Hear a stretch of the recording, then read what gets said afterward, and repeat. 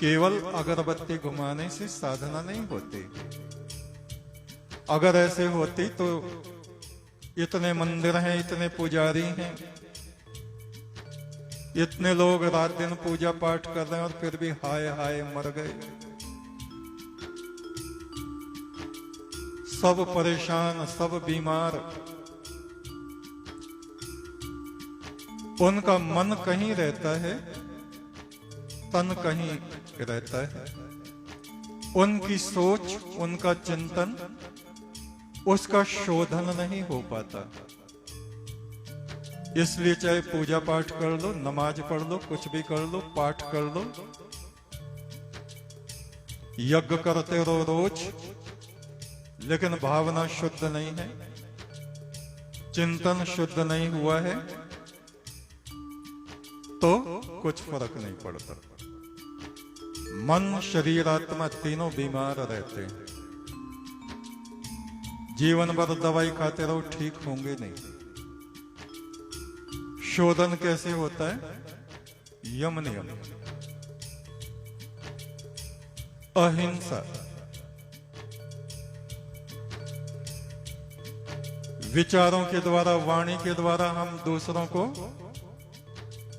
कष्ट पहुंचाते रहते हैं। घर घर में कलेश किस लिए होता है? पति पत्नी में, भाई भाई में, पिता पुत्र में, पूरे संसार में जो कलेश है किस लिए फैला है? क्योंकि हम दूसरों को कष्ट पहुंचा के संतुष्टि का अनुभव करते हैं, जबकि सही बात यह है कि दूसरों को सुख पहुंचाने से हमें सुख मिलता है। 4 वेद 6 शास्त्र में बात मिली है 2। सुख दीने सुख होत है, दुख दीने दुख हो। हमारा जीवन सबका, सब मनुष्यों का जीवन दुख में कटता है। पंडित हो, पुजारी हो, कोई भी हो, कुछ भी कारोबार कर रहे हो,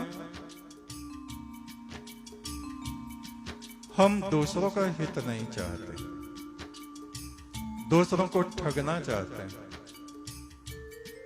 कुत्ता जैसे शिकार की तलाश में रहता है, ऐसे ही हम भी किसी न किसी शिकार की तलाश में लगे रहते हैं। परिणाम दुख।